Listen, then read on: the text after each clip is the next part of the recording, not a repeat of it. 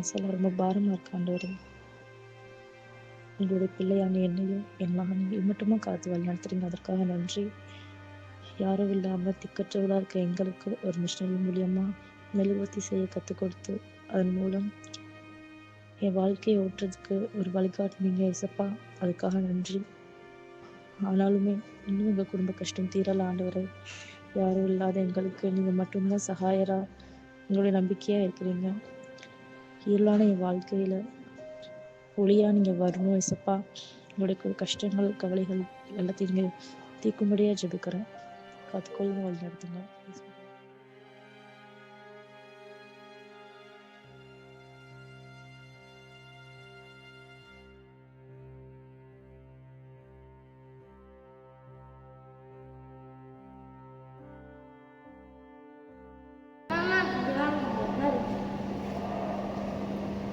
சொல்லுடா.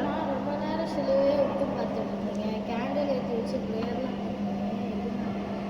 அதுவாடா, இந்த சிலுவை தான் நமக்கு முக்கியம். இந்த சிலுவையில் தான் வந்துட்டு இயேசு கிறிஸ்து வந்துட்டு பாடுபட்டு அடக்கப்படப்பட்டு 3ஆம் நாள் ஒளியாக வைத்திருந்தார்.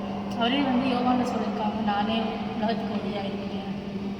நம்மளை மாதிரி கஷ்டப்படுறவங்க, திக்கற்றவங்க, ஏழைகளுக்கெல்லாம் இந்த மாதிரி கேண்டில் ஏற்றி வச்சு நம்ம ஒன்று கேட்குறோம் கடவுள்கிட்ட அப்படின்னா அது அப்படியே நடக்கும்.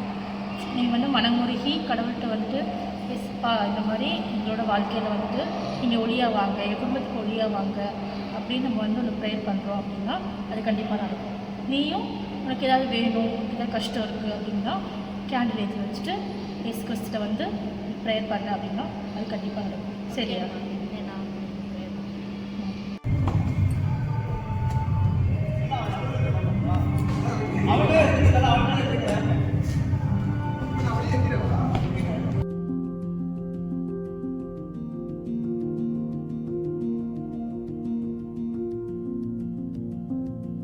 தம்பி அந்த பந்தை எடுத்துக்கிறா, காலில் எத்தாத, கையில எடுத்துக்கோ.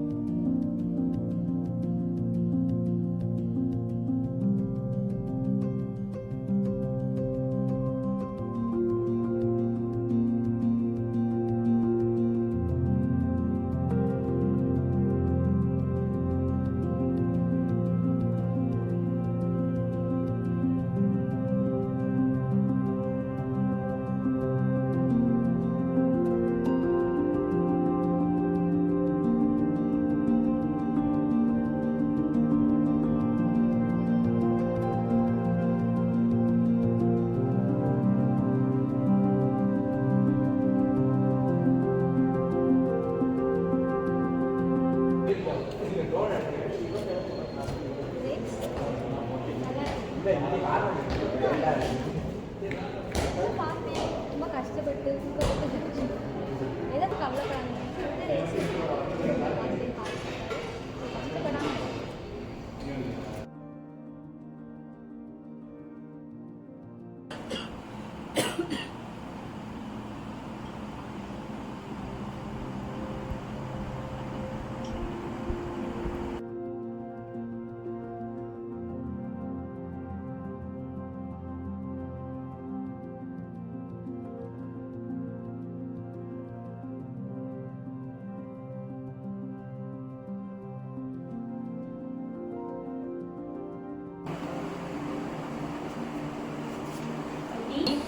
தம்பி எந்திரிமா, போய் பல்லு விளக்கிட்டு குளிச்சுட்டு 10 ரூபாய்க்கு இட்லி வாங்கிட்டு வந்து 10 ரூபாய்க்கு நீ பார்க்குறல்லம்மா, வியாபாரம் எதுவும் ஆகல இல்லை, அவ்வளோதான் இருந்துச்சு. இது இதெல்லாம் தேடி கண்டுபிடிச்சி எடுத்தேன். 10 ரூபாய்க்கு வாங்கிட்டு வந்து. சரியா? ஓகே. ப்ரெஷ் பண்ணிட்டு போ.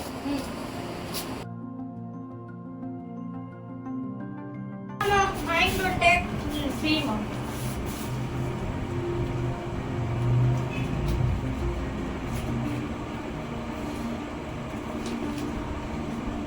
சாப்பிடுங்க. நீ சாப்பிடுமா, அம்மாவுக்கு த்ரோட் இன்ஃபெக்ஷன் இருக்கு, சாப்பிடு. உங்களுக்கு த்ரோட் இன்ஃபெக்ஷனா இருக்கு, உடம்பு முடியல. நீ சாப்பிடுமா, நம்ம அப்புறமா சாப்பிடுவோம். இல்லை நீ சாப்பிடு, நீ சாப்பிடு. சாப்பிடு, சாப்பிடுமா.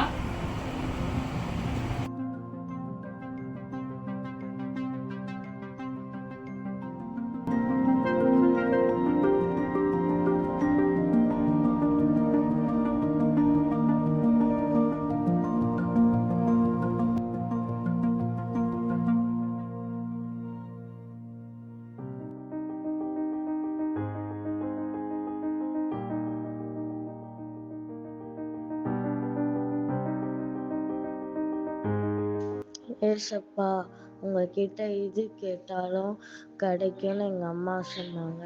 எங்க வீட்ல ஒரு வேளை சாப்பாட்டுக்கு கூட கஷ்டமா இருக்கு.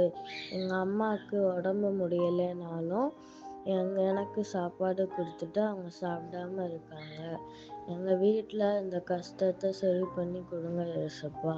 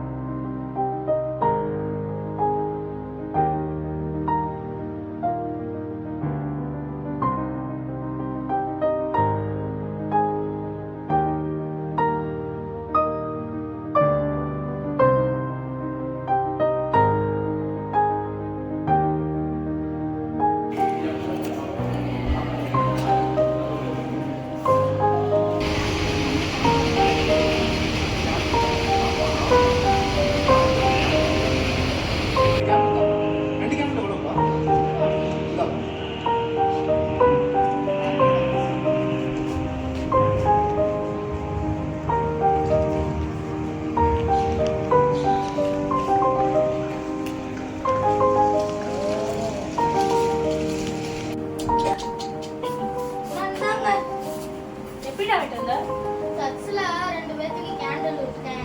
அதில் இருந்து அப்படியே சேர்த்து வாங்கிட்டு வந்தேன். சரி, கடவுள் உங்களுக்கு கொடுப்போம். சரி, ப்ரே பண்ணிட்டோம்.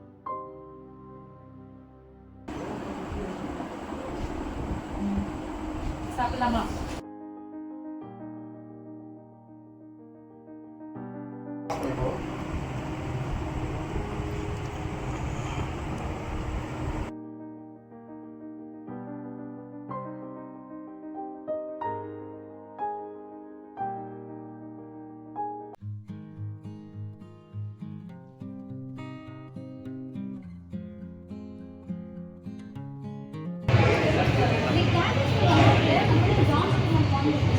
ஆமாப்பா, நானும் யோசிக்கிறேன். அந்த தம்பி தான் நம்ம தீர்த்துக்கலாம். அந்த தம்பி எங்க? ஏய் தம்பி, இங்க வாப்பா. இந்த கேண்டீன்லாம் எங்கப்பா வாங்குறீங்க? நீங்களே செய்றீங்களா? தம்பி, இந்த கேண்டீன் நீங்க எவ்வளோ செய்றீங்க? கேட்கணும்னு சொல்லி கொடுப்பீங்களா? நாங்கள் உங்கள் அம்மாவை பார்த்து பேசலாமா இதை பற்றி? இந்தா வர பார்த்தா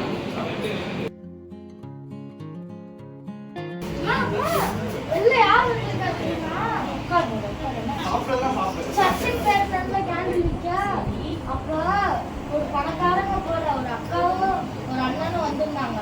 கேண்டில் வாங்கிட்டு போய் பொருத்தி வச்சாங்களா, ஸ்மெல்லு நல்லா இருக்குன்னு சொன்னாங்க. இங்கே பார்த்து கேண்டில்லாம் வாங்குறீங்கன்னு கேட்டப்ப நான் சொன்னேன், இந்த மாதிரி நானும் அம்மாவும் வீட்டிலே கேண்டில் செய்கிறோம் அப்படின்னு சொன்னா வாப்பா, இப்போ எங்களுக்கு நல்லா ஸ்மெல் இருக்கு, வீட்டில் நாங்கள் உங்கள் வீட்டில் வந்து வாங்கிக்கிறோம் அப்படின்னு சொன்னோன்னே நான் வாங்க எங்கள் வீட்டுக்கு கூப்பிட்டு இருக்கேன். ஆமாம், வெளில தான் இருக்கேன். வாங்க சீக்கிரம்.